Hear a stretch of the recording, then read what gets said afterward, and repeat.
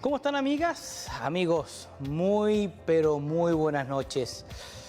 Después de extensas jornadas de debates donde quisimos compartir con ustedes la visión y la propuesta de quienes buscaban un espacio en el Parlamento en representación de la región de Magallanes, después de una cobertura extensa, minuto a minuto, de lo que fue la última jornada de las elecciones presidenciales y parlamentarias de nuestro país, Televisión Abierta ya está aquí, nuevamente en su casa y nuevamente junto a ustedes, como cada día jueves lo hacemos, como lo decimos, cuando esa conversación necesaria, cuando nos llama, como lo hace generalmente, esa necesidad de compartir con ustedes los temas que a ustedes les interesan, los temas que son fundamentales para la ciudad de Punta Arenas y, por supuesto, también para toda la región de Magallanes. 13.400.000 chilenos, casi un 85% de la población nacional mayor de 18 años, concurrió a las urnas el último domingo 16 de noviembre.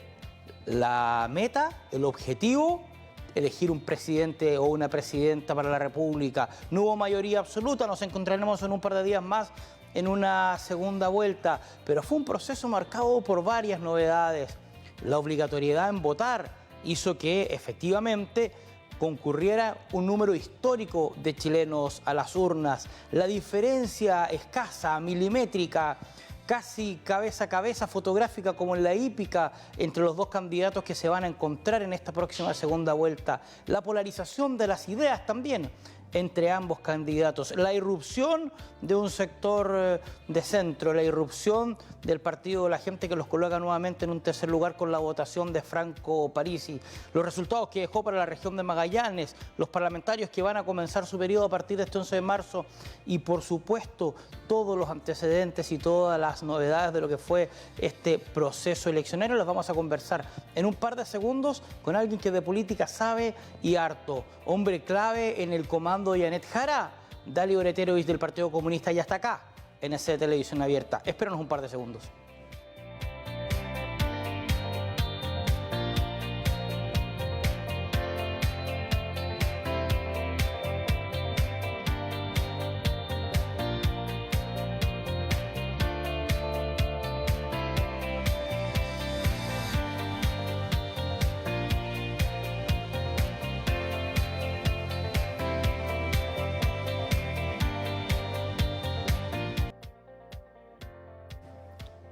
Bien, amigas, amigos, qué bueno que continúa usted a esta hora de la noche en compañía de una edición más de Televisión Abierta. Yo se lo decía cuando iniciábamos el programa de esta noche, que estamos tremendamente contentos de estar ya de vuelta en casa, porque, como lo habíamos dicho, durante varias semanas estuvimos dedicados fundamentalmente a generar ese espacio de debate, a generar ese espacio de confrontación de ideas, ¿no? Donde usted a través de las pantallas de ITV tuvo la posibilidad de conocer a varios, no pudimos albergarlos a todos, por razones ajenas a nuestra voluntad, pero varios de quienes en su momento postularon este último día, domingo 16 de noviembre, a un escaño en el Parlamento por el distrito número 28. Luego vino la cobertura amplísima de lo que fueron las últimas elecciones presidenciales y ya estamos acá de regreso de vuelta en un periodo que va a separar esta primera de esta segunda vuelta cortísima. Los días corren para quienes son parte de los comandos con una velocidad inusitada. Y vamos a partir conversando con uno de ellos, un amigo de la casa, concejal de la comuna de Punta Arenas e invitado en varias oportunidades ya a este set de Televisión Abierta. Dalibor, muchísimas gracias por acompañarnos. Buenas noches. Buenas noches, Mauricio. Gracias por la invitación. Gracias a ITV también. Saludo a todos los televidentes. Dalibor, quizás el gran derrotado en esta última elección presidencial fueron las mediciones, fueron las encuestas, fueron los números. Algunos defienden sus metodologías, nosotros lo hicimos de esta forma, los resultados fueron esos. Vimos un candidato que vilipendió fuertísimamente a estos mecanismos de medición de la ciudadanía.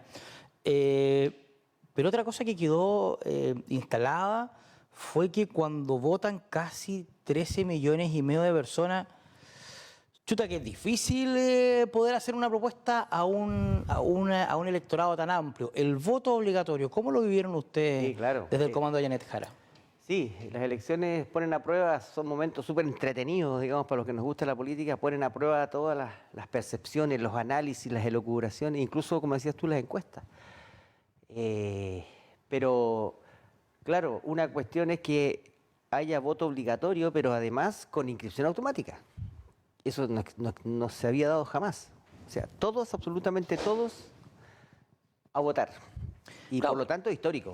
el que no lo recuerda, antes del 2011, que fue en el gobierno de Sebastián Piñera que se creó esta ley de voto voluntario, antes de eso, votar también era obligatorio, pero inscribirse era voluntario. voluntario. Te daban un carnet de cartón, recuerdo, ¿no? Exactamente. Uno blanco con un ribete Así azul es. y ahí uno ya era parte de este proceso. Pero esto que tú señalas, Claro. el que todo chileno mayor de 18 años está obligado a votar y tiene que hacerlo, es un escenario nuevo. Es un escenario absolutamente nuevo, por lo tanto, todas las teorías podían caerse o algunos andar muy bien acertados.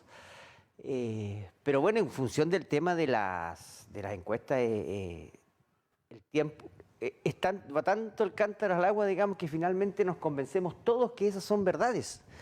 Y no es cierto, si hay que cada cierto tiempo también aterrizar, porque se da por sentado que el presidente de la República tiene un piso de 30 puntos, se da por sentado que esas mediciones son reales. Puede ser mayor, puede ser menor.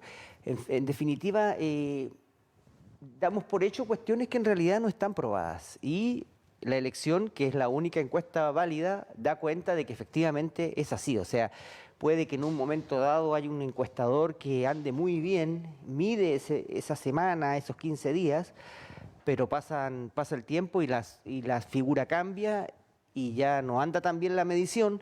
Entonces son cuestiones que en realidad hay que tomar con pinzas, diría yo. Y labor nuestra como partidos políticos es hacer nuestros propios análisis, sacar nuestras propias conclusiones, digamos, más allá de que incluso sean distintas a las que están circulando en los medios, pero que se basan en otras fuentes, digamos, ¿no? Así que es un lindo momento. Fíjate que las noches de las elecciones son momentos bien significativos y bien importantes. El 5 de octubre de 1988, para los que no lo recuerdan con claridad, fue la noche en que fue el triunfo del no. Y en ese momento, el ministro del Interior del gobierno de Pinochet era un magallánico, Sergio Fernández. Y Fernández se despachó una frase que fue interesante y dijo que la victoria del no había sido una victoria pírrica. Y cuando uno habla de victorias pírricas, quiere decir que la victoria tiene tanto costo que por ahí de repente se diluye el éxito de la victoria. 26.8%. Es una victoria. ¿Es una victoria pírrica? Es una victoria al fin y al cabo. Sin apellido. Sin apellido, porque finalmente tenías 8 candidaturas corriendo, digamos. O sea, es un escenario distinto también. No era sí o no. Y por lo demás, él no ganó de manera rotunda, digamos. Pero en definitiva, es una victoria que se venía analizando desde hace rato. Había convicción en las fuerzas políticas de la coalición de Janet Jara que había segunda vuelta y que había que ganar la primera. Y se dio. Había tanta convicción que en las últimas 2 semanas no solo estábamos trabajando en campaña, sino que preparando la segunda vuelta, pensando en cuestiones que se venían. Por lo tanto, está todo de acuerdo y en orden a lo planificado, si tú quieres, ¿no? Ahora los porcentajes obviamente varían, había quienes le daban 30 puntos y por eso te digo que 30 puntos porque 30 puntos es el piso del presidente o del gobierno. ¿De dónde nace eso, digamos? Probablemente no sean 30 puntos. Entonces, hay que ser frío en esos análisis y en definitiva hoy día tú tienes un escenario absolutamente distinto, solamente 2 candidaturas, cara a cara. Tendrán que verse las caras en los debates. Es mucho más sencillo para la comunidad, para el ciudadano o la ciudadana hoy día comparar uno de otro. Y todas aquellas opciones que no votaron por ninguna de las 2 anteriores, digamos, están en posición de tomar decisión con mucho mayor claridad, diría yo.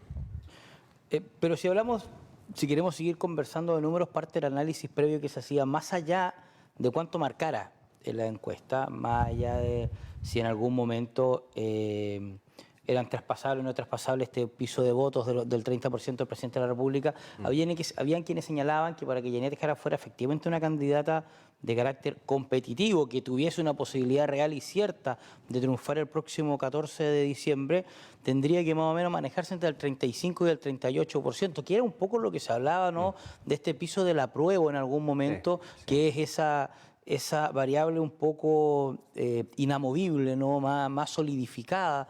Ese porcentaje y está lejos de ese porcentaje hoy día. Claro, pero tienes que pensar que... Y los otros jugadores, digamos, también pesan. El otro equipo también juega, digamos. Por eso es que es tan relevante hoy día la aparición de Parisi. Porque tú puedes decir, claro, idealmente tener un 30 o un 35% para segunda vuelta, pero ¿cuánto tenían que sacar los demás? Nadie lo dijo. Hoy día aparece un 19% de Parisi y aparece como una bisagra impresionante con 14 parlamentarios. Entonces, hay que analizar el contexto completo, digamos, completo. Alguien estaba tan seguro, digamos, de que a Matei le iba a ir tan mal. Yo creo que fue una tremenda sorpresa. Entonces, son cuestiones que van más allá de solo el porcentaje que saque la primera mayoría, digamos. Hoy día el escenario cambia absolutamente, como te digo, porque la distribución de la votación es una distribución muy, ¿cómo decirlo?, muy repartida, y que no está toda parada necesariamente en la ultraderecha, como algunos pretenden hacer creer, ¿no? Bueno, antes de seguir, porque va a ser muy importante que en esta conversación vayamos a ver lo que ha sido los últimos 4 días de la campaña de la candidata a nivel nacional en la región de Magallanes, pero quedando un poco con lo que tú planteabas recién, con una reflexión respecto de los números obtenidos por Evelyn Matei, con esta especie de estrategia política planteada por Chile Vamos y el sector de la derecha de convertir a esta primera vuelta en una primaria del sector, ¿pudiese uno pensar que lo que se jugaba era algo un poco más profundo, que más allá de hoy día tener 2 candidatos a la segunda vuelta, lo que estaba haciendo el mundo político a nivel nacional era un poco barajando sus cartas para ver quiénes son quién realmente en el poder político nacional? Mira, yo no sé si alguien tuvo la frialdad para pensarlo y planificar eso así. No creo, pero lo que resultó de todo esto es un cambio absoluto en el equilibrio de las fuerzas. Resultó un mapa distinto político de lo que veníamos acostumbrados a ver, por la irrupción de sectores como Parisi, por ejemplo, pero también porque hay una ultraderecha que a un porcentaje importante del país le hace sentido y eso no estaba presente. Y se cae un sector tan importante como era esta derecha tradicional, esta derecha ligada al piñerismo, ¿cierto?, que tiene un fracaso estruendoso, digamos. Hay gente dentro del mismo sector que plantea de llano el fin de Chile Vamos. Están en ese proceso hoy día, vamos a ver qué ocurre, ¿no? Pero claramente cambia el mapa político del país con esta figura de que probablemente ayudó mucho el hecho de que no se hayan hecho primarias en la derecha, con esta lógica, digamos, de que incluso hoy día hay partidos que desaparecen, 14 o 16 partidos desaparecen, por lo tanto cambia.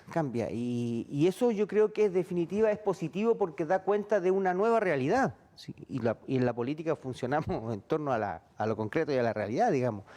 Ya no podemos elucubrar respecto de los 3/3, de cómo funcionaba el país hace 20 años, no. Hoy día hay una realidad distinta que tiene que ver con contar los votos, que tiene que ver con los equilibrios parlamentarios, que finalmente no han sido ni tan a la derecha ni tan a la izquierda como algunos en algún momento plantearon. La ciudadanía está tomando decisiones y yo siempre he sido un convencido de que el pueblo no se equivoca, digamos. Pero en la centroizquierda ese rebarajada de cartas, ¿no?, también se ha dado. el tándem, ¿no es cierto?, entre el Partido Comunista y el Frente Amplio termina consolidándose un poco más. Son ustedes quienes, en definitiva, a partir de la primaria imponen a la candidata. Son hoy día el Frente Amplio y el Partido Comunista quienes han venido en alguna medida marginando o dejando de lado el socialismo democrático, que tuvo una baja considerable en el mundo parlamentario. ¿Cómo lo ven ustedes también eso? ¿Asumen hoy día, dentro del mundo de la centroizquierda, una responsabilidad mucho más grande? Perdón. Claramente nosotros hoy día sacamos cuentas alegres desde el punto de vista parlamentario, mantenemos nuestros parlamentarios y crecemos en uno, por lo tanto es un gran momento para el Partido Comunista en ese sentido, tener la candidata a la presidencia de la República, ¿cierto? Es un hecho histórico, incluso es un tema de análisis de carácter internacional hoy día, y el mundo mira las elecciones de Chile. Por lo tanto, nosotros vemos con esa altura de miras también el proceso, ¿ya? La relación con el Frente Amplio, como tú dices, ha ido de alguna manera madurando, ha ido de alguna manera tomando una posición que dice relación con el momento político actual. Podemos tener muchas diferencias, incluso me atrevo a decir que durante los 4 años de gobierno hubo momentos en que en privado se dijeron cuestiones que claramente daban cuenta de diferencias respecto de la mirada en muchos ámbitos.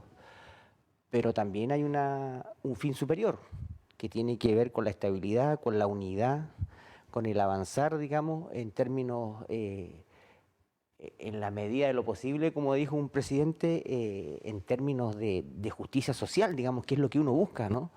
Entonces, creo que estos 4 años también han sido de un aprendizaje tremendo. Para el Partido Comunista nunca ha sido un partido de gobierno, en la historia son contados con los dedos de una mano. Por lo tanto, nueva mayoría en la actualidad, en la Unidad Popular y punto.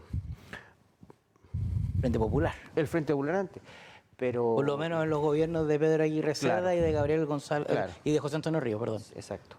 Pero en definitiva no somos un partido con tradición de gobernabilidad, de gobierno, y sin embargo cuando asumimos la responsabilidad lo hacemos con absoluta lealtad, digamos. Entonces, son temas que hoy día la ciudadanía valora, nos diferenciamos claramente, y por eso también es relevante que más allá de cuáles sean los partidos que desaparecen, que eso tiene que ver con que la ciudadanía finalmente toma decisiones claras, o sea, y dice a un sector político no va más, digamos, ¿no? Ahora, ustedes ven desde la vereda en la que se instalan desde la política, cómo en alguna medida desde el mundo de la derecha estos sectores de la derecha más extrema comienzan a ganar un espacio, comienzan a convertirse en una real posibilidad, ¿no es cierto?, electoral, así como también lo hacen ustedes desde el otro sector de la política. Pero ¿cómo analizan, por ejemplo, yo no me atrevería a decir la polarización como un elemento en que instala a estos dos sectores en lugares distintos o muy diferenciados por lo demás, pero ¿cómo analizan, por ejemplo, que incluso la desaparición de algunos de estos partidos, pongámosle nombre, probablemente el Partido Radical, Evópoli, por otro sector, va a empezar comienza a constituir un poco la desaparición del centro, un centro que muchas veces nivela, un centro que muchas veces empieza a entregar garantías de acuerdo en algunos momentos? ¿Cómo ven ustedes la desaparición de ese centro? Más allá de que hoy día pudiésemos decir que está representado por el PDG de Franco Parisi, pero, claro, pero políticamente hablando ese centro comienza a diluirse un poco. Yo creo que hay que esperar todavía porque va a marcar mucho esa situación, el comportamiento que tengan los parlamentarios electos hoy, los nuevos. Hemos visto en el periodo anterior cómo se generó estampidas de renuncias finalmente, de renunciar a partidos que te habían llevado al Parlamento para formar otras fuerzas, para cambiarte de club, digamos. Esa cuestión podría eventualmente volver a ocurrir, volver a barajarse el naipe al interior del propio Parlamento. Los parlamentarios del PDG dieron un ejemplo claro de eso, digamos, no quedó ninguno. Eligió 8, terminó con 0. ¿Cachai? Entonces, efectivamente, y hoy día, ¿quién me garantiza que eso no va a ocurrir? O que parlamentarios que hoy día aparecen parados en la ultraderecha, en el camino, tomen decisiones distintas. porque no sabemos cómo se comportan ellos, digamos, hoy día en política. Cómo se van a comportar en función de la instalación de determinados proyectos de ley. ¿Qué pasa si el PDG instala la lógica de los retiros? Y la centroizquierda le dice que sí. ¿Qué pasa con la derecha? Cuestiones como esa. Habrá que ver cómo opera. Hoy día es muy difícil hacer un diagnóstico de qué va a pasar con el centro político, como te digo, mirándolo así, digamos, incluso antes de la segunda vuelta. Yo creo que ese centro siempre existe, siempre está ahí latente, ¿no? Es la ciudadanía finalmente que se siente interpretada muchas veces por cuestiones que nadie más había recogido, solo un candidato.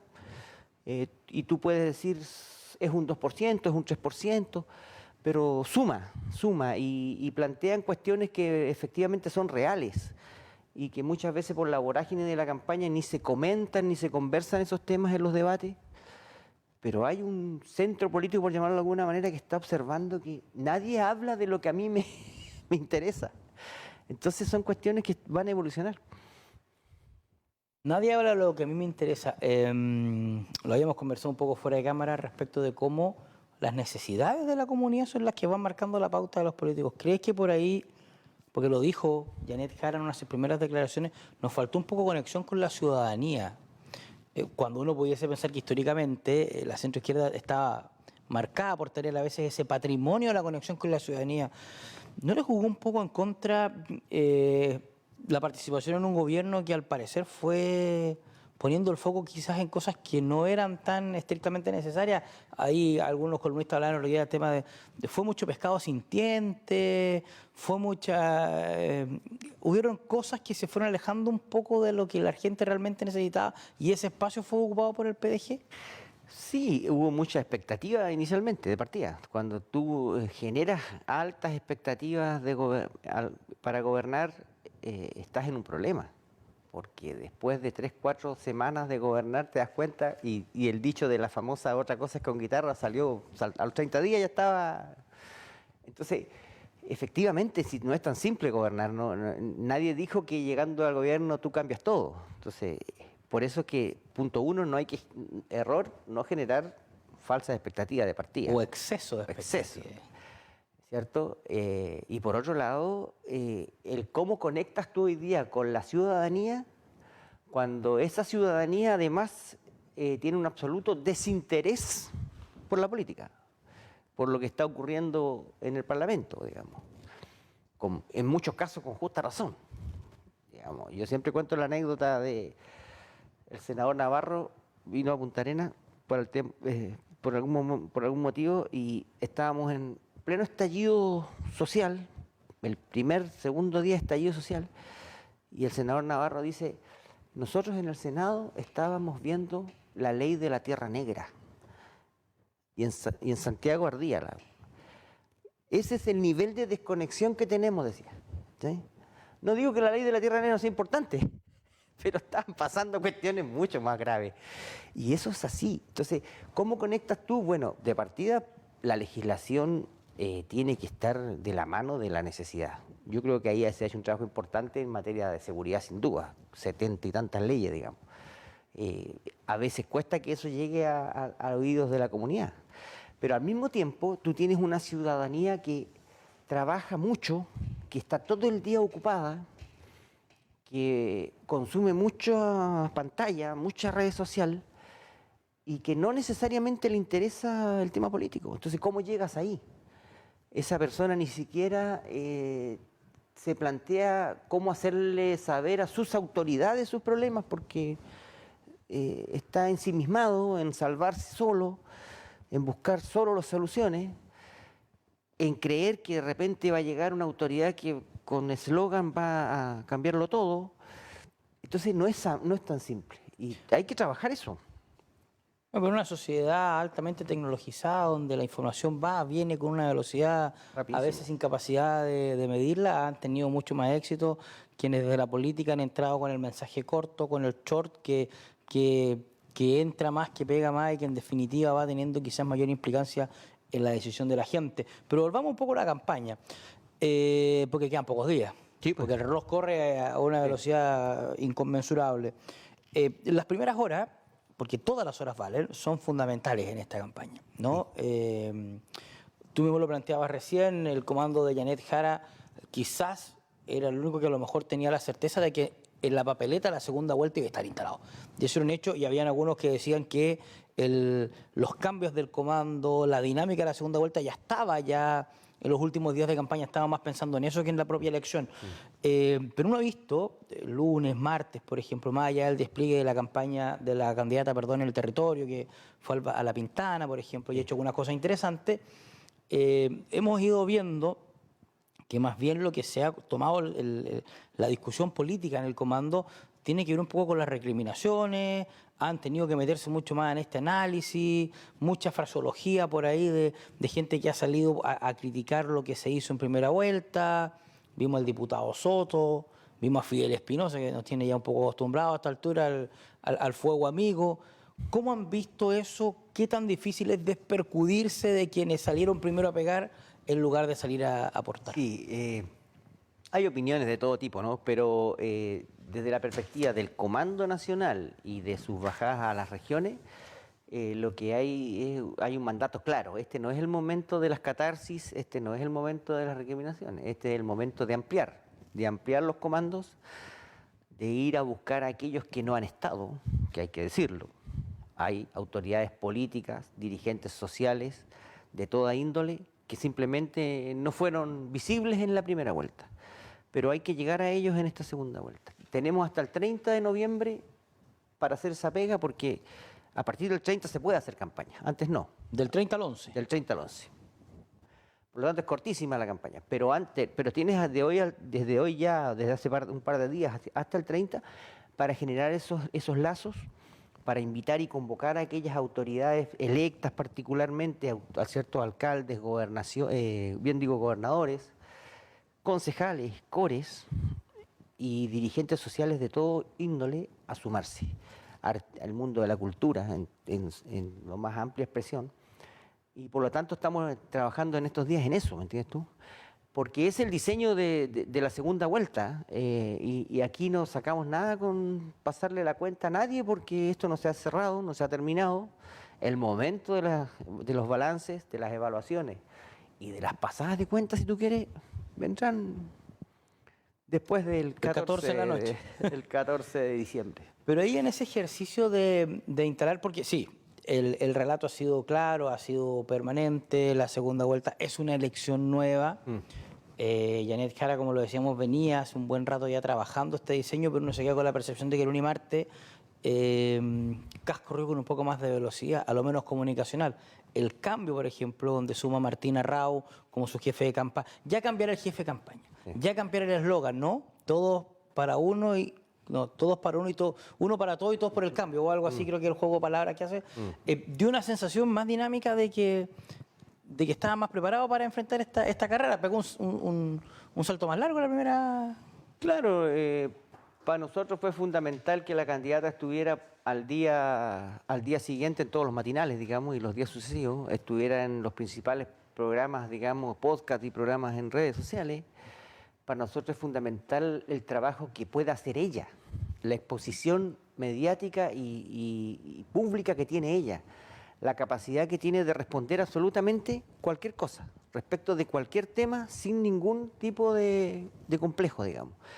Entonces el diseño también tiene que ver con eso, no tiene que ver con una candidata escondida a la cual se le conoce un gran equipo, pero la verdad es que ella no se sabe dónde está, o aparentemente está en algún lugar y por lo tanto no está donde debe estar.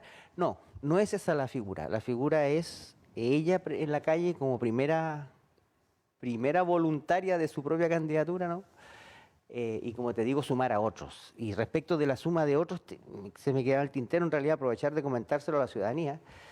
Nadie puede esperar aquí que alguien los invite a trabajar por Jara. Aquí las iniciativas, todas las iniciativas del tipo que sean, son bienvenidas a partir del 30 de noviembre y antes de eso, todas las reuniones, todas las conversaciones que se puedan tener para programar tarea para la campaña es bienvenido. El mundo del deporte, el mundo de la cultura, los dirigentes vecinales, etcétera, etcétera, etcétera. Todos los que sientan que pueden aportar con algo para la campaña de Jara, simplemente tienen que hacerlo, tienen que generar esa iniciativa, porque no hay tiempo para muchísimas reuniones, para muchísimas programaciones. Así que por ahí va. Pero en ese sumar, que es un ejercicio necesario y básico dentro de este proceso, las modificaciones o los cambios no han sido propuestos. Te lo planteo porque quizá uno de las figuras más cuestionadas quizás durante la primera vuelta y que ha salido en las últimas horas también a partir de unos dichos. Usted sabe que la arqueología tuitera y la arqueología de los dichos está siempre presente. Y los dichos particularmente de uno de los jefes programáticos de la campaña de Jara, como el caso de Darío Quiroga, sobre todo en las formas en que se refirió al ex candidato hasta ahora Parisi, no han ayudado mucho. Sí, claro. ¿No se ha reflexionado por ahí de repente que algún cambio de tuerca habría que hacer? No, claro, yo creo que ahí Quiroga tiene un rol que jugar, pero no precisamente es... Porque la candidata tiene que salir a justificar al jefe programático. Entrar en, ¿cómo se dice? En profundidades, digamos. Su pega está en otra parte, creo yo. Lo que viene, y esperamos que mañana sea el día, es el anuncio de rostros, por así decirlo, llamarlos de alguna manera, si tú quieres, generalísimos y generalísimas, que en el fondo son figuras sociales y políticas que van a aparecer fortaleciendo el comando de Yanet Jara. Y esperamos que en Magallanes también ocurra, sin duda. No estoy en condiciones de dar nombre hoy día porque esperamos que... Y yo quería pedir un adelanto, una premisa a este programa. Esperamos que esto sea oficial porque ni siquiera sé si se han contactado con todas las personas ya telefónicamente desde Santiago, pero indudablemente tú entenderás que tiene que ver también con aquellas personas que han sido candidatas, las que ganaron y las que no ganaron, autoridades electas de todo tipo. Por lo tanto, por ahí va la mano. Por ahí va la mano y la vamos a conocer en las próximas horas. Por supuesto, no le vamos a pedir a nuestro invitado hoy día que rompa el secreto de quienes van a figurar o aparecer o emerger en las próximas horas como los nuevos rostros de esta candidatura. Pero ¿cómo va a enfrentar Yanet Jara los próximos días que faltan? ¿Cuáles fueron quizás los traspiés que no tiene que cometer dentro del análisis que han hecho? Es lo que vamos a seguir conversando con nuestro invitado, con Dalibor Eterovich, cuando volvamos de esta pausa que, como siempre, se la prometemos brevísima. Conozca un poco de la parrilla programática de ITV para los próximos días, conozca nuestros programas, los esfuerzos que estamos haciendo por compartir con usted, conozca también a nuestros auspiciadores, los que hacen posible que cada jueves a esta hora de la noche lleguemos hasta la tranquilidad de su hogar. Vamos a una pausa brevísima, seguimos conversando con Dalibor Eterovich.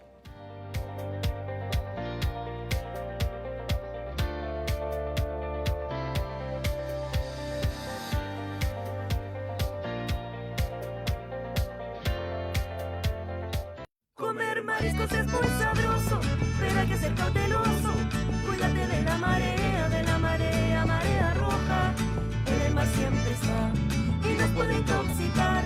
Ni con limón ni vinagre, ni cocinándolo se va a sacar en lugares abiertos y compren autorizados. Y recuerda no olvidarte nunca del certificado. Seguridad siempre escoja. Cuídate de la marea, marea roja. En Magallanes, la fuerza de nuestra gente es la clave para construir un proyecto de futuro sólido. Estamos generando un espacio para conversar, para informarnos y para tomar decisiones con la debida planificación y participación. Ven a la tercera feria H2V en Magallanes, un lugar de encuentro con expertos y la comunidad donde prima la educación sobre el potencial y los desafíos. Te esperamos 28 y 29 de noviembre en el Sijum de la Junji en Punta Arenas. La transformación energética nos convoca a todos. La cuenta de la luz se fue a las nubes. Terrible, demasiado. Todos los meses sube. Horrible. Y en el invierno que uno ocupa más luz. Primero por el estallido social, después por la pandemia. Las tarifas se congelaron. En ese periodo, la deuda con las empresas eléctricas llegó a $6.000 millones. Y como no hay plazo que no se cumpla y deuda que no se pague, llegó la hora de empezar a pagar en cuotas y sin chistar. Por lo menos unos 30.000 pesos más. Yo pagaba hasta el mes pasado 35 y ahora me salió 75. Yo creo que es una estafa, es una sinvergüenzura. Me llama la atención que la gente no diga nada. Pero se alzaron algunas voces de alerta. Algo andaba mal. No hay lógica. No sé si es un error tarifario, no lo sé. No cuadra. Fuimos a Edelmar. Dicen que solo cobran lo que la normativa autoriza. El precio de la electricidad se va actualizando cada 6 meses.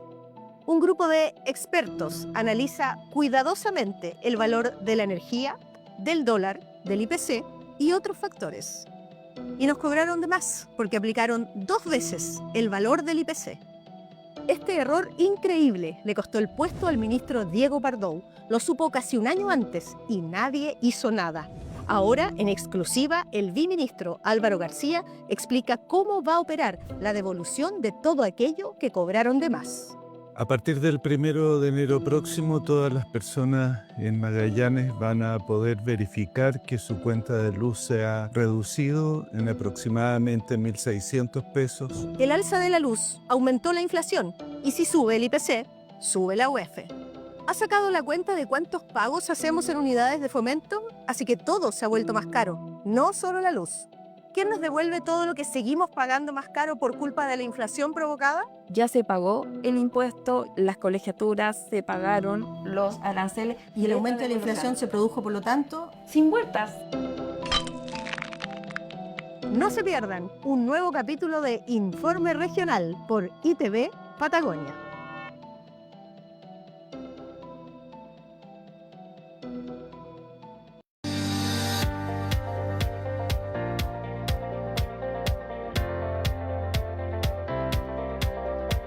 Ya, pues estamos de vuelta con Dalia Groterich, hombre del comando, hombre que está participando en el diseño, en el trabajo, en la proyección, en la vinculación con la ciudadanía de la candidatura de Janet Jara. Entonces, debiésemos, pues lo que nos contaban antes de irnos a la pausa, que debiésemos en las próximas horas ya tener una parrilla de rostros, un conjunto de personas que deberían ir tomando un poco más la vocería y compartiendo con la comunidad lo que va a ser este brevísimo lapso de campaña antes de la segunda vuelta. Así es, esa es la idea. Están haciendo esa pega hoy día, ayer y hoy, digamos, en términos de conversar con gente en todo el país, ¿no? Porque esto se hace centralizadamente, desde allá. Probablemente a nosotros nos piden igual que conversemos con alguien aquí, no lo sabemos, pero ese es el contexto. Por supuesto, hay rostros nuevos que han sido recientemente electos, otros reelectos y reelectas. Por lo tanto, ahí hay mucho donde pedir apoyo y ayuda para el trabajo de la campaña de Janet.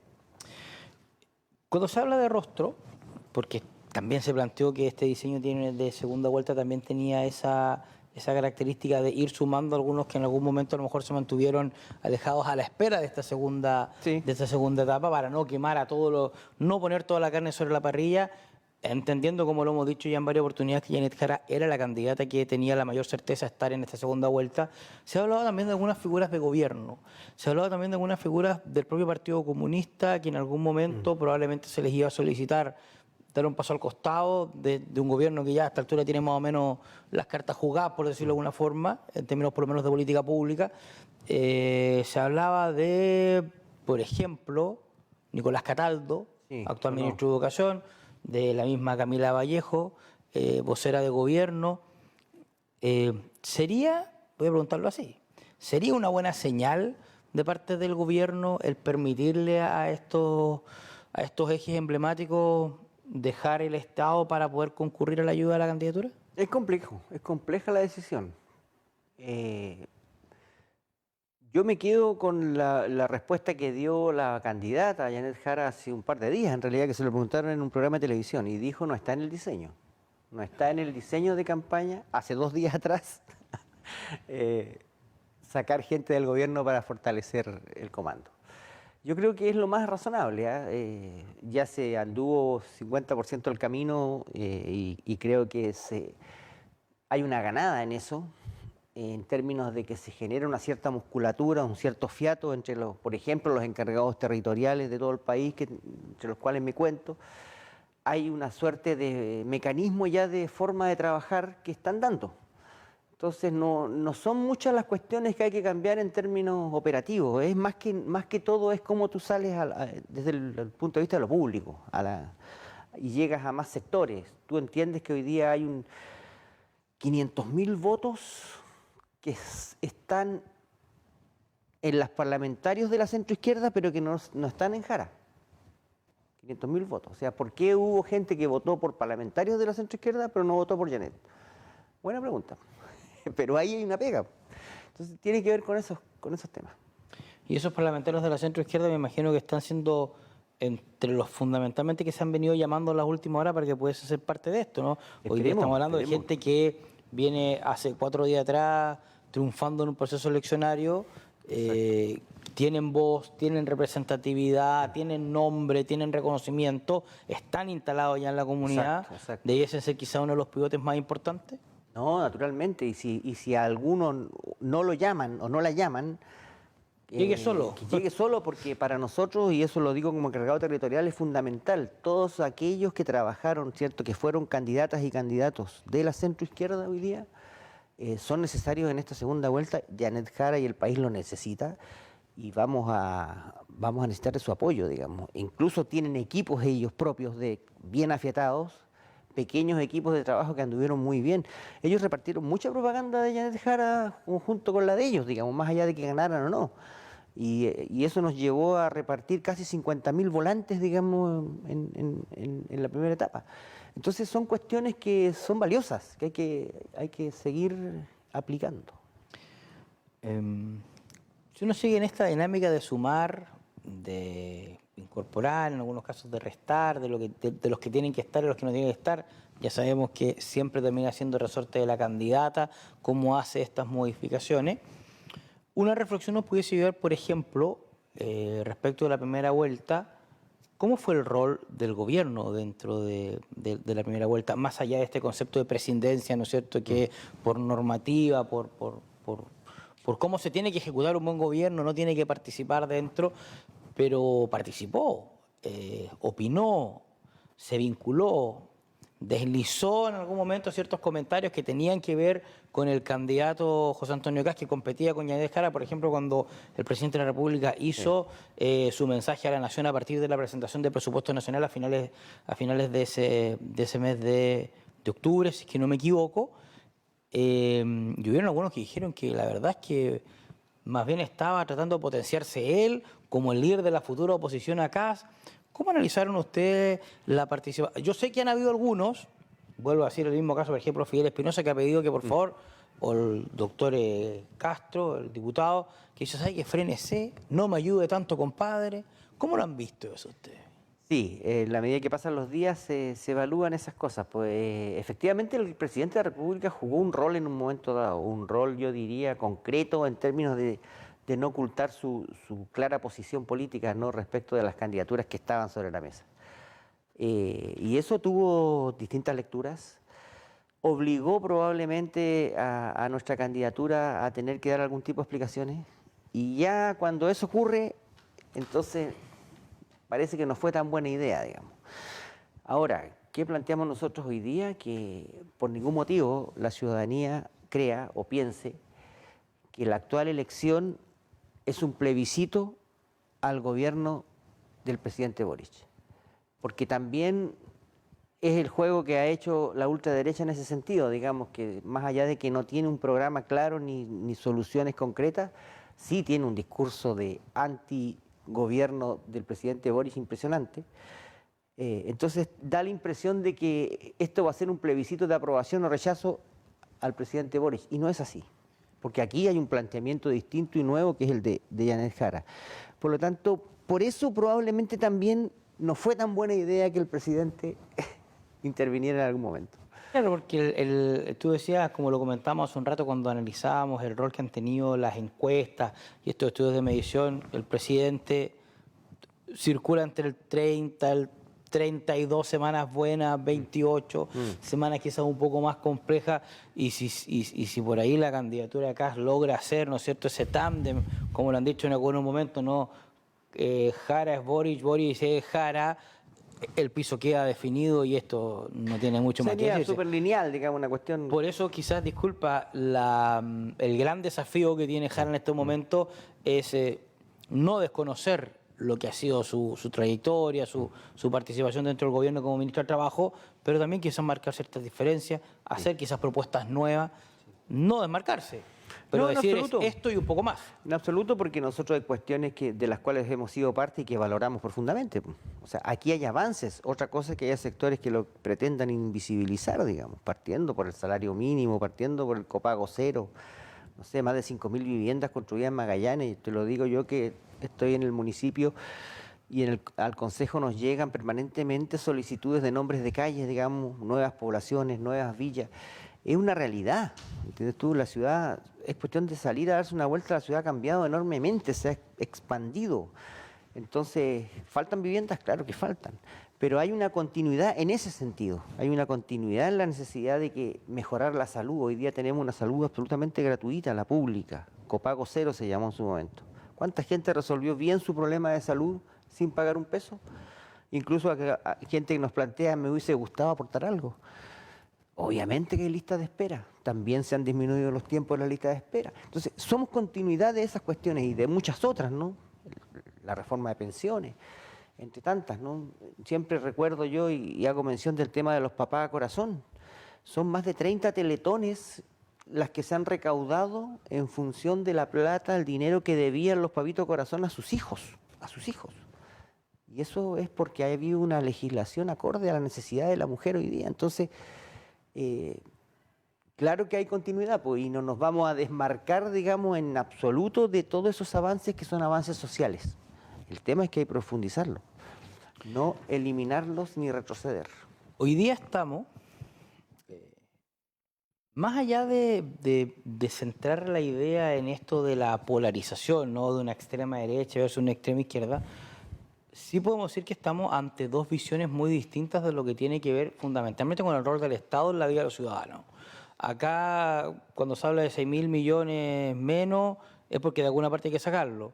Por lo tanto, una de las definiciones claras que yo me imagino que existen, y es un debate que ninguno de los dos candidatos va a regular en algún momento, es más Estado o menos Estado. Cuando uno ve situaciones como la que le ha tocado vivir a la región de Magallanes en las últimas horas, con una tragedia nunca antes vista, por ejemplo, en Torres del Paine, ¿falta más Estado? Probablemente, más Estado, porque finalmente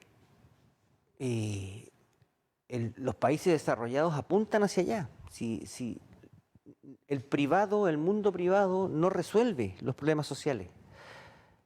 Cuando tú tienes una corporación forestal, es una corporación de derecho privado que tiene gerencia, es una figura súper extraña, no es un servicio público, no es el Servicio Nacional Forestal que necesita este país.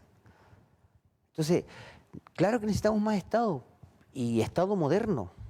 Por ejemplo, un Servicio Nacional Forestal como corresponde, un Servicio Nacional de Guardaparques como corresponde, y no estas cuestiones mezcladas, medio privado, medio público, que finalmente ya están obsoletas, que en algún momento fueron necesarias, porque era la forma rápida de actuar, pero hoy día ya quedan sobrepasadas. O sea, la pandemia para nosotros sigue siendo el gran ejemplo de la importancia que tiene el Estado, la importancia de tener una red nacional absoluta de consultorios, un sistema nacional de vacunación, un sistema público de salud, como el que tenemos, nos lleva a salir adelante de la pandemia de una manera mucho más eficiente que otros países, con mucho menos muertos. Pues son cuestiones que no se valorizan hoy día. Entonces, te vienen a decir que hay que privatizarlo todo, que hay que achicar el Estado porque los privados lo hacen mejor, pero está comprobado que no es así. Entonces, creo que es un gran debate, ¿no? Y es un tema central. Hoy día el Estado de Chile lo que está diciendo es, por ejemplo, que es necesario impulsar una política pública respecto de lo que es el hidrógeno verde en Magallanes. Hay una anuencia del Estado, hay ¿cómo decirlo?, una aprobación desde el propio Estado de Chile para que esto avance. ¿Qué necesitamos? Que ese avance sea rápido, que sea responsable. Janet Jara dice, instalemos una ventanilla única para todo lo que sean estos trámites burocráticos y una ventanilla distinta para el tema medioambiental. Pero nada más, 2 ventanillas, y que una empresa no tenga que andar recorriendo a todas las oficinas públicas una y otra vez. Entonces, Se necesita de ese Estado más eficiente, más ordenado, y la política tiene que avanzar hacia allá, digamos, ¿no? Lo otro es vender humo, digamos, porque finalmente suena bien que yo voy a resolver las cuestiones súper rápido, digamos, con golpes de timón, pero llegado el momento no ocurre. Pero parte de esa reflexión respecto del tamaño del Estado no tiene que ver solamente con agrandarlo o achicarlo, porque quienes proponen también una reducción en el tamaño de esta estructura, también hablan, por ejemplo, en necesidad de hincar un poco más el diente o ser un poco más riguroso en la evaluación de muchos programas. Sí. Que no tiene que ver, esto no, para no hacer la caricatura, esto no es Milei sacando ministerios de la pared, ¿no? Esto tiene quizás que ver, y la pregunta es si ustedes también van a estar disponibles para esa reflexión, cómo se le hinca un poco más el diente a ciertos programas que a todas luces a veces no funcionan o a todas luces no cumplen con los objetivos que se habían puesto. O sea, esto no se llama solo de santificar al Estado, sino que también ver si la candidata en un potencial gobierno está disponible también para hacer esas revisiones, ¿no? Un Estado del tamaño que se necesite, pero un Estado eficiente y bueno. Claro, o sea, hoy día el Estado de Chile es uno de los estados más pequeños, comparativamente respecto de los países de la región y del mundo. Chile tiene un Estado pequeño producto precisamente de que se fue jibarizando porque gran parte de la actividad se privatizó. Entonces, es un Estado pequeño en sí. Estos programas que se mencionan, que están mal evaluados incluso por el propio Ministerio de Hacienda, ¿hasta qué punto son Estado? Son recursos públicos. ¿Pero a dónde van a parar? A privados, a fundaciones, a ONGs. Eso no es Estado. Esa es una manera que tiene el Estado de resolver problemas que no es capaz de resolver por sí mismo. Entonces yo creo que lo que hay que hacer ahí es lo otro, es robustecer ese Estado para que haga su pega. El dramático, terrible ejemplo de lo que fue el Sename. Recursos públicos destinados a fundaciones que consideraban que los niños del Sename eran stock. Ahí tú necesitas lo que tenemos hoy día, que está avanzando, que es un servicio nacional de la niñez, pero robusto, potente, multisectorial, multipropósito, si tú quieres, en términos de que se requiere atacar el problema desde todas las dimensiones. Y así con muchos otros temas. O sea, ¿por qué tiene que haber una fundación que te viene a decir a ti que va a arreglar, no sé, el entorno de las poblaciones, pintar murales, restaurar edificios? Si eso lo podemos hacer como Estado. Por último, se puede licitar a las empresas que son especialistas. Pero ¿por qué ese intermediario? Yo tengo una opinión personal ahí y la presidenta y el equipo y todo lo que dice en relación con la coalición política tendrá que tomar definiciones respecto de eso también en su momento. Porque hay cuestiones que están probadas que han servido para trasvasijar recursos desde lo público a los privados. Esto es histórico, no es de ahora, y no necesariamente han servido para resolver los problemas que se supone que tenían que abordar, ¿no? Hablabas hace un rato, cuando conversamos de esto de reconocerse como parte de un proceso, de una participación en un gobierno con medidas concretas, prácticas, 40 horas, papito corazón, salario mínimo. Un incremento considerable en los últimos 2 o 3 años de lo que ha sido el salario mínimo, y quizás por ahí nos atreveríamos a decir que una de las banderas de lucha de las propuestas programáticas de Janet Jara tiene que ver con ese incremento de lo que en algún momento dejó de ser el salario mínimo y lo transforma en el salario vital. Vital, ¿no? Sí, ingreso vital. En el ingreso vital, sí. Que hay que hacer una salvedad importante. Cuando Sí. uno habla de ingreso, habla de lo que paga el empleador, y cuando habla del salario, habla de... O sea, perdón, al revés. Cuando habla del ingreso, habla de un conjunto más amplio de otras opciones financieras que no necesariamente tienen que pasar por el empleador. Sí. Pero la pregunta es la siguiente, porque una de las críticas que se le hace a este incremento, que bueno, Janet Jara dice que es lo necesario para que la remuneración de una persona cubra las necesidades de una persona. Básica. La básica. Pero no hay voces que por alguna parte también no establezcan que una política financiera de ese tipo tiene un correlato inflacionario importante, tiene aumentos de precio importantes. Ya el Banco Central en un informe se lo hizo ver al presidente Boric respecto de este incremento que no fue tanto como el que plantea Janet Jara. ¿Cómo se analiza eso? Y te lo planteo por la siguiente forma, porque tiene que haber un relato pronto de Janet Jara hacia la clase media, por ejemplo, que es la que decimos que potencialmente tuvo con Parisi. ¿La clase media es la que se vería perjudicada por una medida así o no? O sea, se llama ingreso vital porque contempla que para las pymes, por ejemplo, este ingreso sea suplementado con apoyo estatal. Vale decir, el que no puede pagar 750 lucas porque es una pyme, va a tener el aporte del Estado para llegar a esa cifra. Entonces, por eso se habla de un ingreso vital. Otros grandes podrán pagarlo. Eso por una parte. El 2021-22 teníamos 350 lucas de sueldo mínimo y 14% de inflación. Hoy día estamos en ¿cuánto en sueldo mínimo? 530. 536, si no me equivoco. 3% de inflación. Entonces, es absolutamente falso que mejores remuneraciones generen inflación y generen menos poder adquisitivo.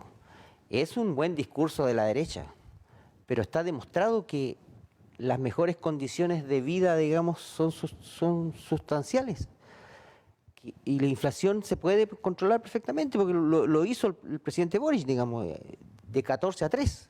Y hoy día tú tienes cifras que están fuera de todo cálculo, incluso que quedaron cortas con respecto a los pronósticos o análisis que hacía el Banco Central, porque las cifras son mejores. Entonces, por eso se cae solo el relato, digamos, que dice que llegar a 750.000 es poco menos que imposible porque genera inflación. No va a ocurrir. Tú puedes perfectamente manejar las dos cosas. Incluso te pretenden convencer de que ahora compras menos que lo que comprabas antes con 350 lucas. Eso no es efectivo. Si finalmente, mira, lo que buscamos es que en una familia que trabajan 2 o 3 personas, el ingreso sea un ingreso decente. Porque cuando trabajan 3 a 750 lucas, ya tenéis 2.100.000, 2.200.000. La cosa se arregla. Entonces, por ahí va un poco la mano. La verdad es que, como te digo, no son malos los argumentos de la derecha en ese sentido, porque si algo necesita el país, la clase media, los trabajadores y trabajadoras, es que trabajar menos y ganar más y poder disfrutar finalmente de la vida como corresponde, ¿no? Y en este mismo sentido, el Banco Central es una entidad autónoma, ¿no? Que fija política monetaria, ¿no? Saca el IPOM, ¿no es cierto?, cada cierto tiempo, tiene que ver con la relación con la tasa de interés, pero emite permanentemente estos informes respecto de la política monetaria del país y analiza todas las variables de la economía económica nacional. ¿Sienten ustedes que cuando sale a hacer esta crítica al tema, a esta relación inflacionaria, del costo de la vida, con las 40 horas, con el tema del salario mínimo del gobierno del presidente Boric, en un escenario cuando la candidata estaba levantando como una de sus banderas de lucha principalmente este salario, este sueldo que llegaría a los 750.000, ¿consideran que fue lo menos inoportuno el momento en el que el Banco Central sale a hacer esta relación? O sea, yo creo que el Banco Central es una institución importantísima, muy relevante, señera en Latinoamérica incluso, y que hay que cuidar, de todas maneras. Cumple un rol fundamental porque es autónomo. Y efectivamente realmente autónomo.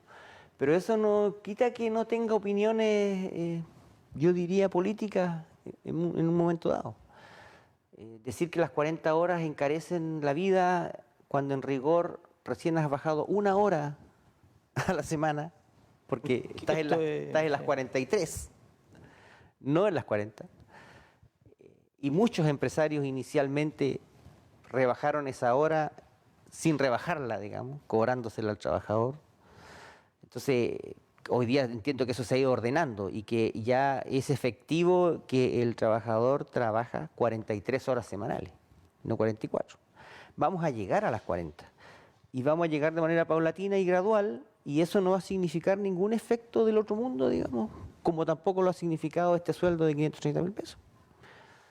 Y el tema es que, mira, si da rabia, porque tú recuerdas los días posteriores al estallido, semanas posteriores al estallido, cómo andaban ciudadanas y ciudadanos de este país en los canales de televisión reconociendo que eran privilegiados.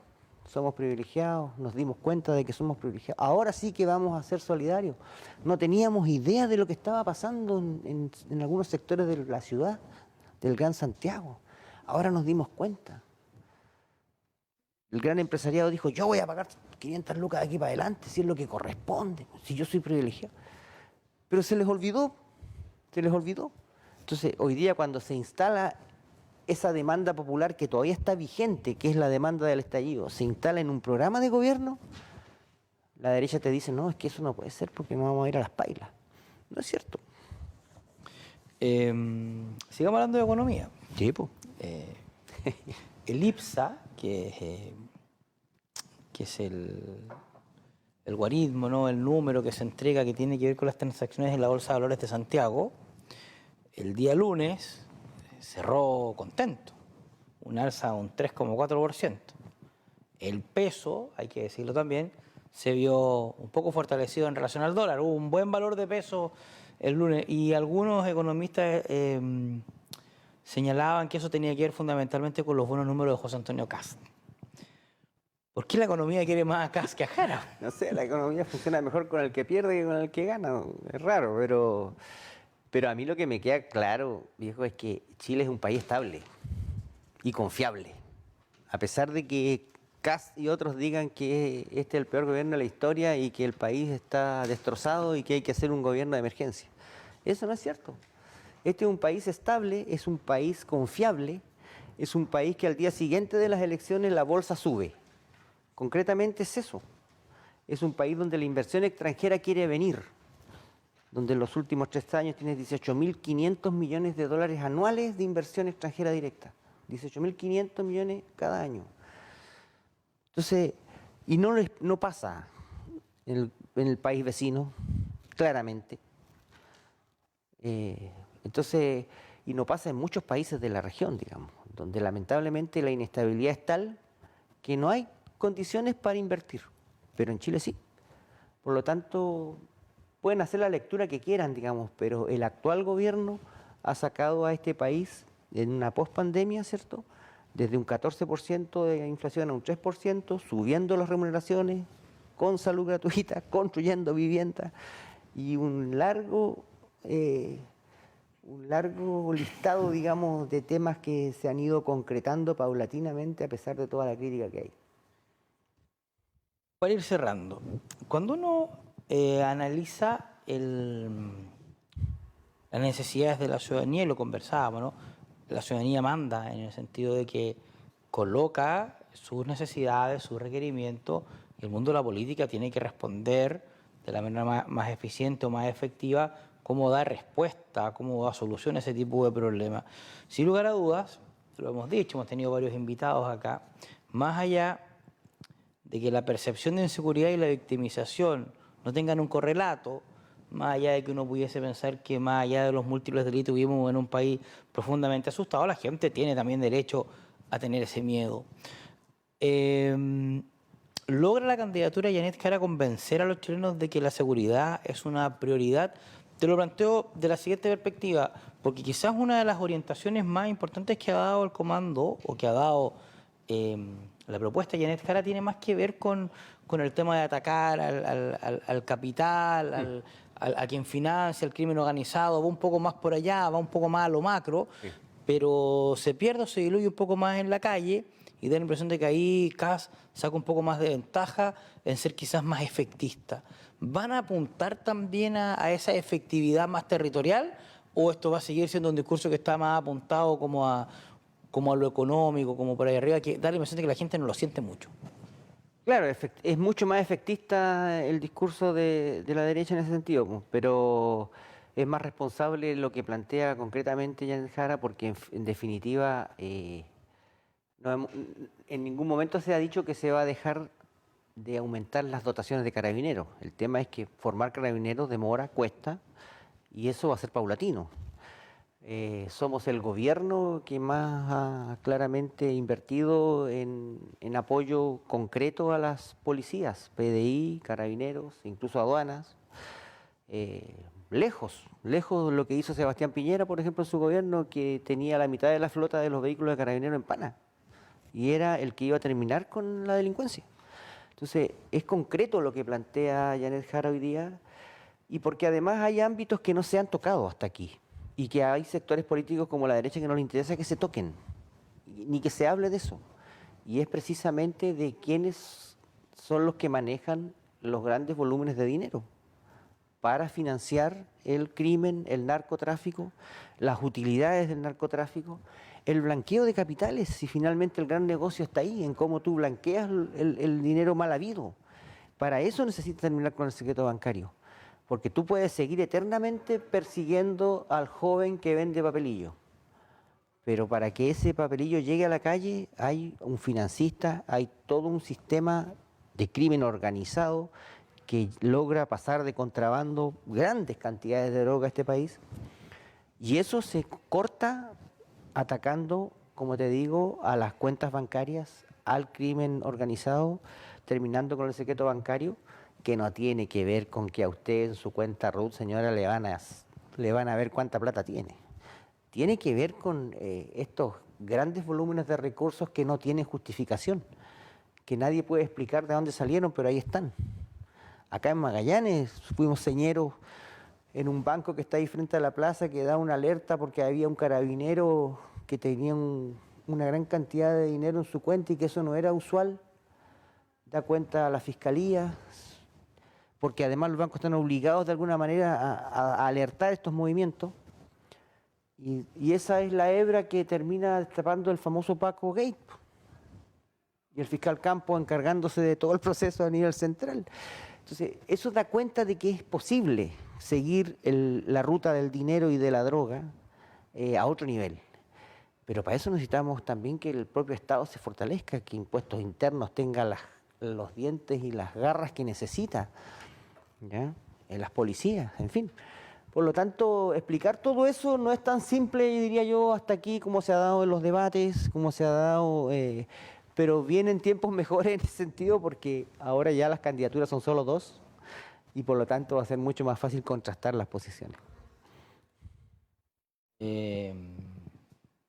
30 de noviembre parte esto, Sí, con un campaña, reloj, la con propaganda. campaña propiamente tal, con un reloj tremendamente en contra. Van a ser solamente 11. 11 días en los cuales ambas candidaturas van a tener que demostrar a Chile que son la mejor propuesta para gobernar nuestro país desde el 11 de marzo por los próximos 4 años. Dario Letteris, concejal de la Comuna de Puente Alto, nos habría encantado haber conversado temas de la comuna, temas de ciudad, pero lo que nos trae hoy día acá, después de la elección podemos conversar infinitamente. Te queremos agradecer profundamente que hayas venido a entregarnos antecedentes, no solo de lo práctico, de lo territorial, del despliegue, de los rostros, sino que también un poco qué hay detrás de lo programático, qué es detrás de lo que Janet Jara le quiere proponer a los chilenos para hacer una opción real este próximo 14 de diciembre. Te agradezco profundamente. Gracias, te deseamos a ti en lo personal y en la candidatura el éxito, como por supuesto se lo vamos también a desear en su momento a los otros candidatos, porque es parte del ejercicio legítimo de la democracia. Y nosotros como canal, por supuesto,